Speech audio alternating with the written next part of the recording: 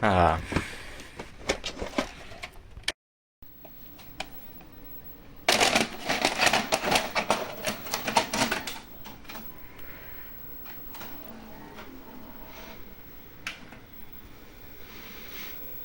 The humble keyboard, man's first easy-to-use interface with their computerized allies. Hi, I'm Blue, dabba dee dabba die. Today I'm making another video about keyboards because reasons.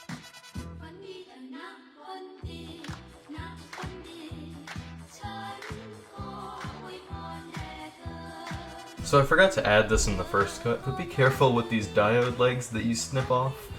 They can do a lot of damage. And let me tell you, they can do a lot of damage. So last time I talked mostly about is it fun to do, is it worth the amount of money that you put into it, but this time I'm going to talk more about the quality of the product that you get and the value that you get out of it. So this keyboard was made for a dear friend of mine, and it was also featured in my previous 660 YouTube video.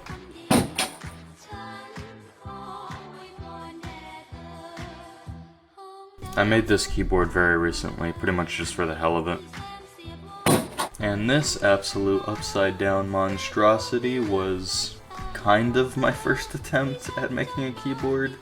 Although if I'm being honest, I had to rewire it completely and basically start from scratch only with the case and the buttons left, because let me tell you, my original wiring job, holy shit, that was awful. I mean, think of the worst thing you've ever seen wired. That's exactly what it looked like. It had like copper wiring that was made for wall, like wires that go through your wall. It had candy wrapper insulation. I mean, it had the whole works, you know, wires that were meant for electronic kits that didn't have the proper connections. I had to redo the entire thing, but it works fine now. This is a reenactment of me making a keyboard. If you want some tips and stuff, just watch my previous video. I'll play some of this footage in the background, so hopefully you can learn something. The basics of making a keyboard, though, is you cut a Mountain Dew can in half. It actually has to be Diet Mountain Dew or it won't work. And once you've cut the Mountain Dew can in half, you can split it open and then put all the switches on it.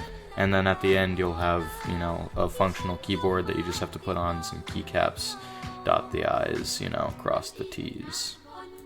Right now I'm melting my fingernail. It's a basic technique if you've ever worked on electronics, especially electronics that are very small. You basically, it's hard to grip some of the things, especially if your fingernails are pretty long. So it's easier if you decide to melt part of your fingernail off to create a notch, so you can actually grab the board in between the notch and hold it in place pretty well. Also, this is a PSA, just so you know, soldering irons are hot. Please be careful with them. I know what I'm doing, not really. You probably shouldn't play with soldering irons like this, though. So actually, when I was throwing the keyboards behind me, it landed on a pretty bad spot, and this one, my newest one, actually broke in half. Now, this is actually perfect for the point I'm trying to make right now, is that they're really easy to repair. I mean, you make them, you know how they work, you know and have the tools to fix them. You know how to use and you have the tools to fix the keyboards. So if they break, it's your responsibility to repair it, which is one of the things that I'm really happy about with making these keyboards, is that if something goes wrong with them, I know how to fix it. I know where the problem is, and I know what to do. Also, if you've seen the fucking cursed layout of the previous video, you can do whatever you want with the buttons on them. I mean, you can make the Windows key open up Pornhub.com. I mean, whatever you want to do, you can just have it on that keyboard. So that's another reason why I like it a lot. So you can probably tell that I'm an American, and before this whole COVID thing, yes, I was in high school. So I'm thinking, like, is this keyboard going to withstand the daily uses of an American high schooler? So I decided on a test that would kind of put it through the American lifestyle for a little bit, and see how well it does, you know, if it holds up, if it works, everything like that. So this is my Colt Model 1911 Government Single Action Magazine Fed 45 ACP pistol.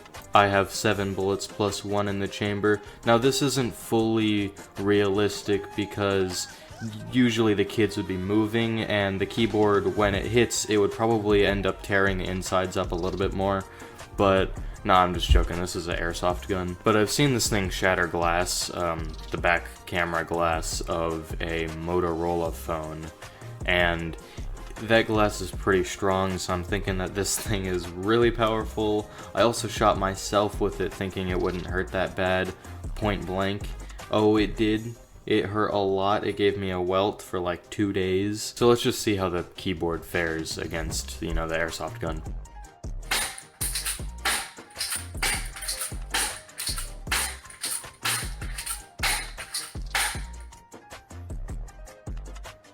Alright, so that was pretty cringe, but the keyboard actually ended up faring very well against the pistol. I really thought that it would just shatter right through the weak plastic.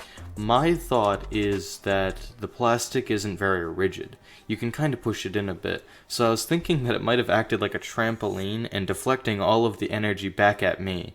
A lot of them flew back and actually ended up hitting me. Now what does that actually prove?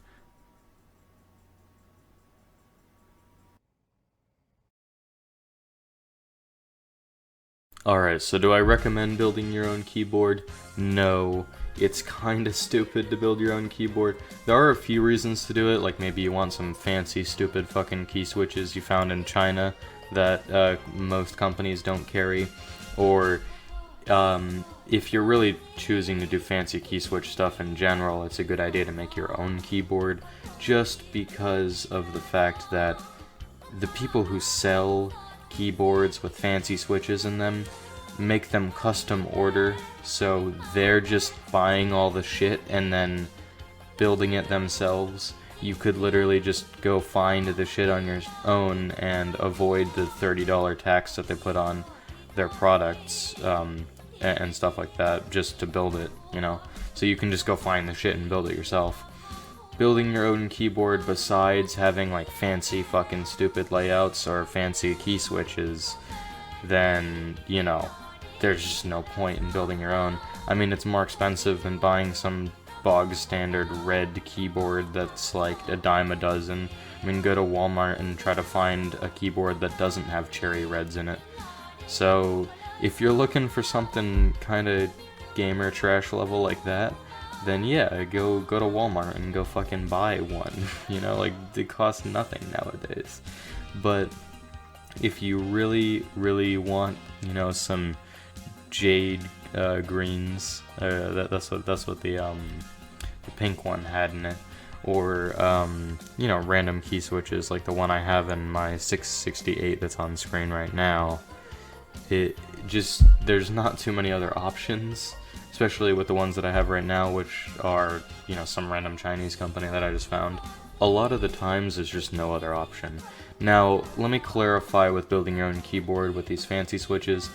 What they will do at the plant or wherever the hell they make these keyboards, they'll just buy a PCB, buy a bunch of key switches, buy key caps, and just throw them all together. No skill required. If you could even find PCBs that don't even need you to solder it in there. So if you really want to build a keyboard that's kind of just going to be a standard layout, and if it's a standard layout and you want all random key switches and shit like that, just go fucking buy all the shit that you would basically just be buying from the website. I saw this website selling an aluminum chassis keyboard with like jade greens or something in it, and it was like fucking like $300, which is dumb because you can find an aluminum chassis for, I don't know, somewhere around $50 I've seen them go for. You can find a PCB. I've never actually looked for one of these, but I've seen different PCBs sell for like $30. So I can't expect another PCB with like the exact same specs to be any different. It wasn't RGB or anything. So they were just selling something that probably altogether costed around $180, maybe $200 for $300, because there's no alternative if you don't want to build it yourself.